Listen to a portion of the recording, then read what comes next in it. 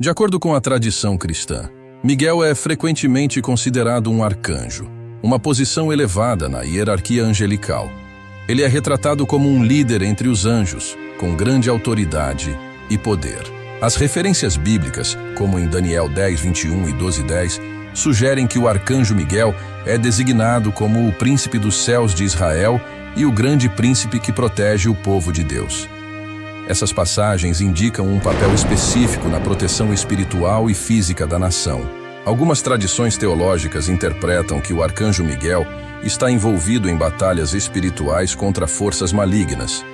Isso inclui a luta contra o diabo, como mencionado na Bíblia, e a liderança de um exército angelical em conflitos celestiais.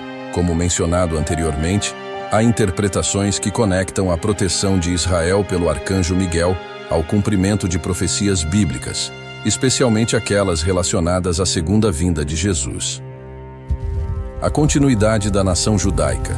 Alguns grupos e indivíduos relatam experiências e testemunhos que afirmam a intervenção do arcanjo Miguel em momentos críticos na história de Israel. Esses relatos muitas vezes destacam eventos de livramento e proteção divina. É importante notar que as interpretações desses temas podem variar entre diferentes tradições religiosas e teológicas.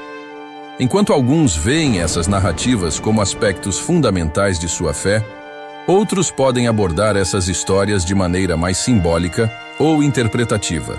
Na história de Sodoma e Gomorra, Gênesis 18, 19, 2 anjos foram enviados a Abraão para anunciar o julgamento iminente sobre essas cidades pecaminosas.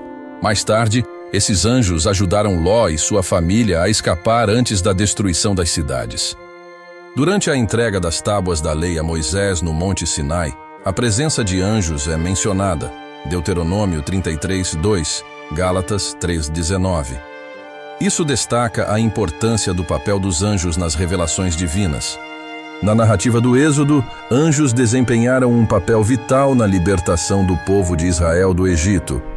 O anjo do Senhor liderou os israelitas pelo deserto, apareceu a Moisés na sarça ardente e desempenhou um papel crucial na passagem pelo Mar Vermelho. Antes da conquista de Jericó, Josué encontrou um comandante do exército do Senhor, muitas vezes interpretado como um anjo. Josué 5, 13 e 15. Esse encontro ocorreu antes da queda das muralhas de Jericó. Profetas como Daniel e Ezequiel tiveram visões de anjos, destacando a interação celestial com os eventos na terra. Anjos foram enviados para fornecer entendimento e revelações a esses profetas. Em várias ocasiões, anjos foram enviados para livrar indivíduos específicos.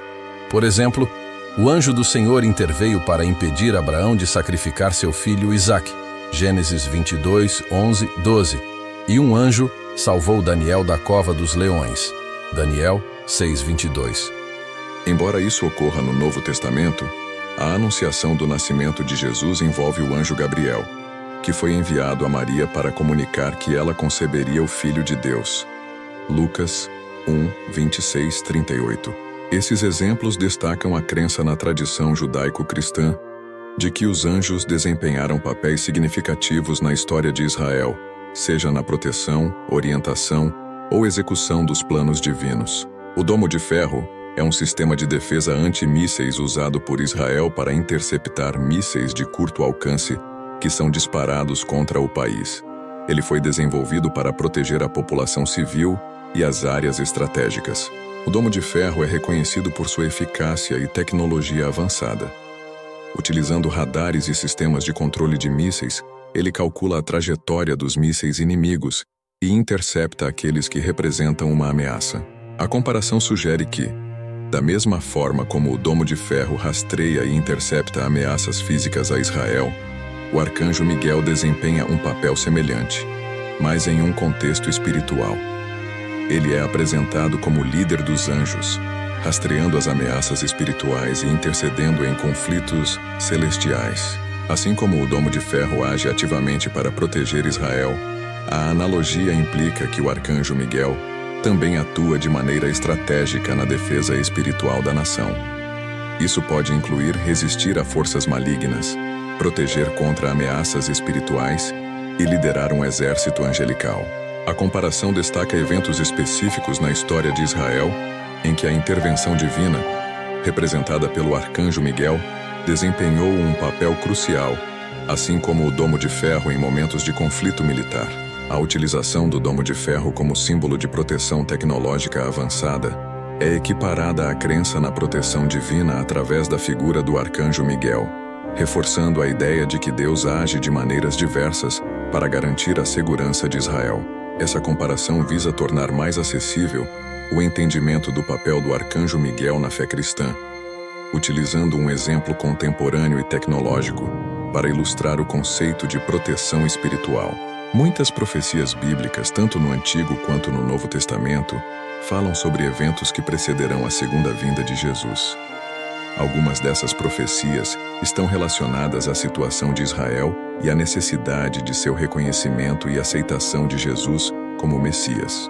Segundo algumas interpretações teológicas, o povo judeu desempenha um papel significativo nas profecias relacionadas à segunda vinda de Jesus.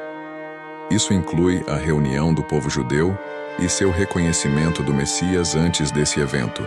A crença na continuidade da nação de Israel é muitas vezes associada à ideia de que Deus protege o povo judeu para que as profecias relacionadas à sua redenção e aceitação de Jesus possam se cumprir.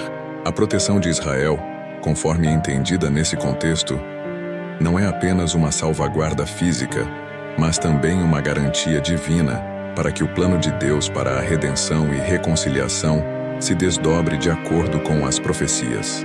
A interpretação de eventos históricos como conflitos militares ou momentos de intervenção divina pode ser vista como parte do cumprimento dessas profecias. A narrativa do vídeo mencionado pode ser um exemplo desse entendimento, relacionando eventos específicos como a Guerra do Yom Kippur em 1973, a intervenção angelical para preservar Israel.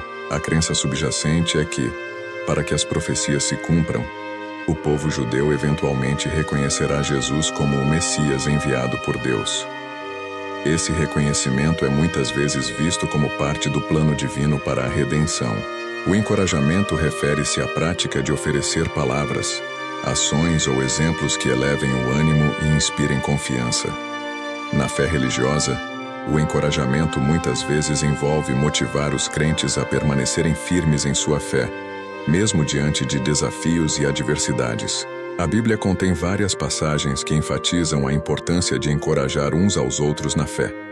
Por exemplo, em Hebreus 10, 24-25, os crentes são exortados a estimular o amor e as boas obras, enquanto em 1 Tessalonicenses 5:11, a instrução é encorajar e edificar uns aos outros.